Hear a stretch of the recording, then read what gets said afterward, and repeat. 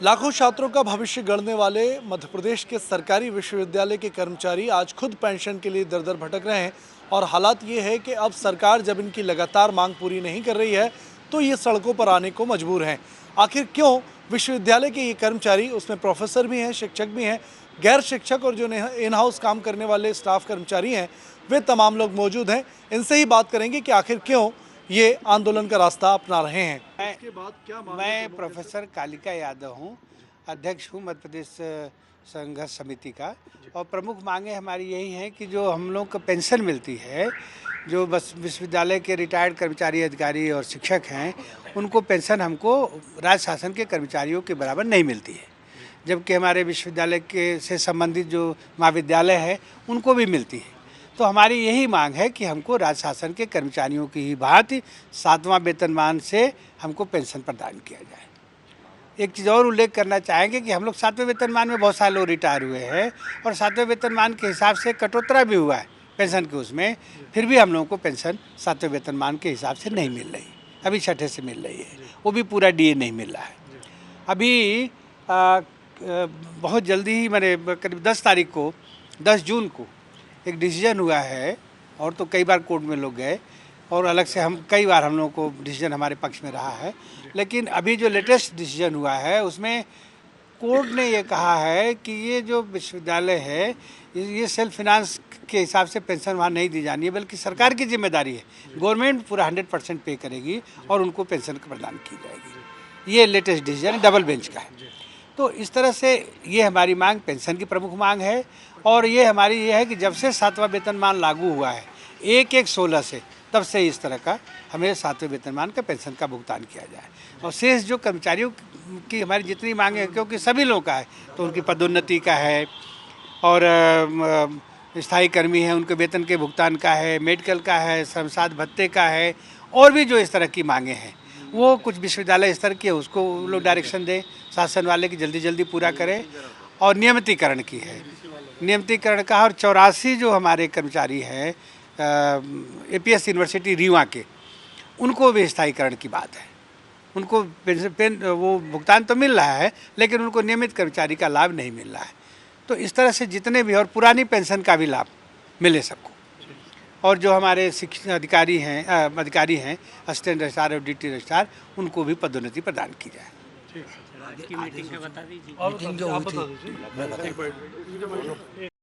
कहा है।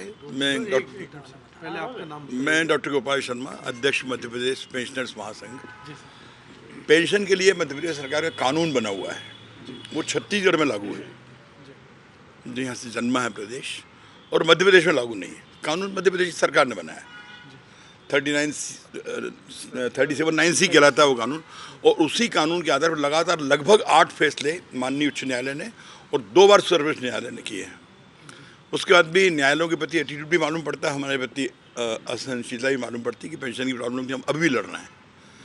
तो लड़ाई लंबी, लगातार हम लड़ रहे हैं लड़ाई को। और अभी आश्वस्त किया गया था जब पिछली बार स्ट्राइक हुई तब 9 सूत्री थे, जैसा कि यादव जी ने कहा, सारे कार्यरत और रिटायर्ड दोनों ने मिल के एक संघर्ष समिति के माध्यम से किया था। आश्वस्त किया गया था कि 7वें वेतनमान से हम सितंबर के महीने में पेंशन देंगे। लिखित है वो, एसीएस ने खुद अध्यक्षता की थी मीटिंग की, और वो ब्यूरोक्रेसी में फाइलें इधर से उधर घूमती रहती हैं, अभी तक कोई निर्णय नहीं हो पाया। तो we have to be again, फिर से एक बार हमको आंदोलन के रास्ते पे जाना पड़ेगा। DPS Tiwari, APS university Rewa pensioners association के अध्यक्ष। बाकी तो जैसे हमारे संयोजक महोदय ने, अध्यक्ष महोदय ने बताया, मैं सबसे बड़ा दुर्भाग्य इस बात को मानता हूँ कि लगता है कि मध्य प्रदेश सरकार जो है वो पहला प्रदेश ये होगा जो माननीय उच्च न्यायालयों के निर्णयों की निरंतर अवहेलना कर रहा है। और उसके सर्वोच्च न्यायालय के, माननीय उच्च न्यायालय हाई इंदौर के, जबलपुर के, ग्वालियर के, और 17 साल से 18 साल से पदोन्नति नहीं हुई, तो अधिकारियों की हर विश्वविद्यालयों में कमी है। और रजिस्ट्रार जो है वो कहीं कॉलेज से, कहीं से लिए जा रहे हैं। इससे विश्वविद्यालय की कार्य पद्धति पर भी प्रभाव पड़ रहा है। तो मेरा तो यही अनुरोध है शासन से कि जो उनका निर्णय है, न्यायालय का निर्णय है और स्वयं मंत्रिमंडल का निर्णय है, जो मध्य प्रदेश की अफसरशाही है, व्यवस्था है, वो इनको नेताओं को हमारे दिग्भ्रमित कर रही है और हम लोगों का जो लेजिटिमेट राइट है वो नहीं मिल रहा। मैं डॉक्टर DS चंदेल, अध्यक्ष पेंशनर एसोसिएशन ग्वालियर।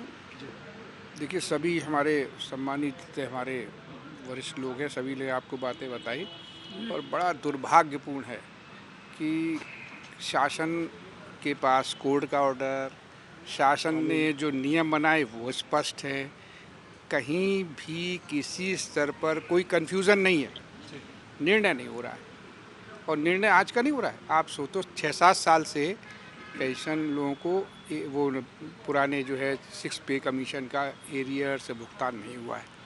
आप उनको देखो, जिन परिवार के लोग रिटायर हो गए हैं, जो रिटायर होकर के जो विधवाएँ हैं हमारे यहाँ, उनको 4-4 हज़ार रुपये पेंशन मिल रही कभी। तो इतना दुखद है ये पेंशन एसोसिएशन के जो हमारे साथी हैं, उनके घर जाके देखो आप, कितना व्यथा है। और छोटी छोटी चीज़ें आपके ऊपर बर्डन बहुत नहीं आ रहा है। आप विश्वविद्यालय से 10-10 करोड़ रुपए मांग रहे हो, हम लोग चिट्ठी दे रहे हैं कि हम 10 करोड़ रुपए दे रहे हैं आपको। आपको अपना कंट्रीब्यूशन तय करना है। आपका कंट्रीब्यूशन जो 11 करोड़ का पुराना चला आ रहा है, उसी को पकड़े हुए हो। सब चीज़ बढ़ गई है तो अपना कंट्रीब्यूशन 50-60 करोड़ रुपये कर दो, क्या दिक्कत होती है इसमें?